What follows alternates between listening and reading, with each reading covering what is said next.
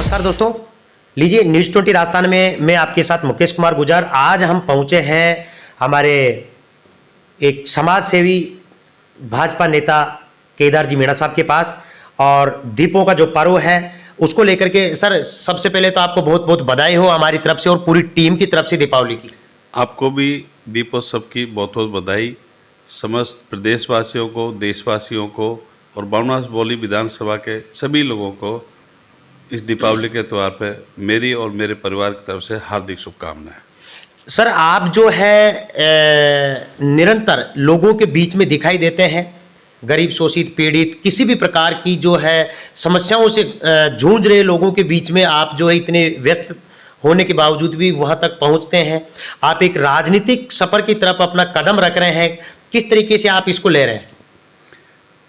मेरे मन में एक भाव था, सेवा का भाव। मैंने सरकारी सेवा के बाद में राजनीति क्षेत्र को चुना, क्योंकि राजनीति में सेवा ही सबसे बड़ा धर्म है। इसलिए मैं उस पथ पर चल रहा हूँ कि जो समाज के, सर्व समाज के लोगों की जो जन समस्या है उनको दूर करने के लिए राजनीति के माध्यम को मैंने अपनाया कि बिना राजनीतिक पद पर आए हुए हर कोई काम को करना बहुत मुश्किल है। सर, जैसे आप युवाओं के लिए और जो बुजुर्ग है, नौजवान है, उनको लेकर के क्या कहेंगे? आपका क्या विचार है, क्या मिशन रहेगा? देखो मुकेश जी, आप जानते हो भाई, युवा है उसको रोजगार चाहिए जी, और जो पढ़ने वाले हैं उनको अच्छी शिक्षा चाहिए जी। आजकल हम देखते हैं स्कूल कॉलेजों में स्टाफ ही नहीं है जी। आपने अंग्रेजी के स्कूल तो खोल दिए, लेकिन जब तक उसमें शिक्षक नहीं होगा अंग्रेजी पढ़ेंगे कैसे बच्चे? जी। तो मैं इस राजनीति के माध्यम से या जन सेवा के भाव से मैं ये कहना चाहता हूँ कि जो आम जन है उसकी समस्या का समाधान हो और उसको अपने अधिकार मिले। जी। जैसे आज गाय की समस्या है, जी। उसका निदान होना चाहिए, नहीं होना चाहिए मुकेश जी? बिल्कुल होना चाहिए। भ्रष्टाचार का बोलबाला इतना बढ़ गया है, इतना बढ़ गया है कि चाहे कोई डीपी लेने का मामला हो, चाहे कोई नल कनेक्शन का मामला हो, चाहे कोई बिजली कनेक्शन का मामला हो, चाहे कोई तबादले का काम हो, बिना पैसे के कोई काम नहीं होते सरकार में। जबकि जनप्रतिनिधि का ये धर्म होता है। जनता जानती है सब इस बात को। जनप्रतिनिधि का धर्म जनता इसलिए उसको चुन के भेजती है कि उसके अधिकारों की रक्षा करे, उसके जो जनहित के कार्य उनको उठाया जाए, उनको किया जाए। उनको तो कर नहीं रहे, वो तो हो नहीं रहा और लोगों का शोषण और हो रहा है। जी। तो कहीं ना कहीं आपको जैसे जनता के बीच में आप जाते हैं तो ये समस्या आपके सामने आ रही है? तो बिल्कुल आती है, बिल्कुल आती है मुकेश जी, आए दिन आती है जी।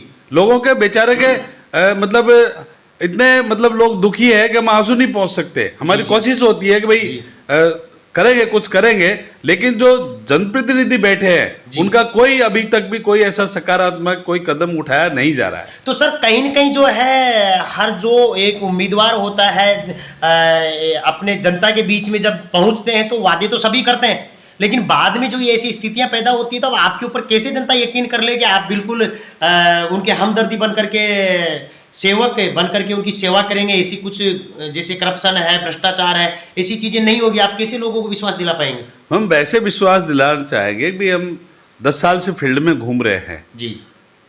वादे हर कोई नेता करता है, लेकिन उस जनता के पैमाने पे खरा उतरने के लिए उसको काम करना पड़ता है जी। और यदि वो खरा नहीं उतरता है, जनता उसको जवाब दे देती है, बाद में समय आने पर जवाब देती है। तो सर, आप फील्ड में जा रहे हैं, पहुंच रहे हैं, हम भी देखते हैं सोशल मीडिया के माध्यम से और इलेक्ट्रॉनिक प्रिंट मीडिया के माध्यम से भी देखते हैं आप हर जगह पहुंच जाते हैं, अकेले पहुंचते हैं और मतलब आप उनको सहयोग भी देते नजर आते हैं, उनकी मदद भी करते हुए आप दिखाई देते हैं। कैसा आपको मतलब ये जनता के बीच में पहुंच करके कैसा महसूस होता है? राजनीति में आने का जो उद्देश्य होता है वो सेवाभाव होता है जी। मैं उस पर खरा उतरने की कोशिश कर रहा हूं जी, लेकिन कई लोग उसको भूल जाते हैं और दूसरे उसमें उलझ के रह जाते हैं। मैं ऐसा नहीं करूंगा। मैं यही विश्वास दिलाना चाहता हूं कि यदि मेरे को मौका मिलेगा, जनता मेरे को आशीर्वाद देगी, तो मैं जनता की सेवा के लिए ही तत्पर रहूंगा जी सर।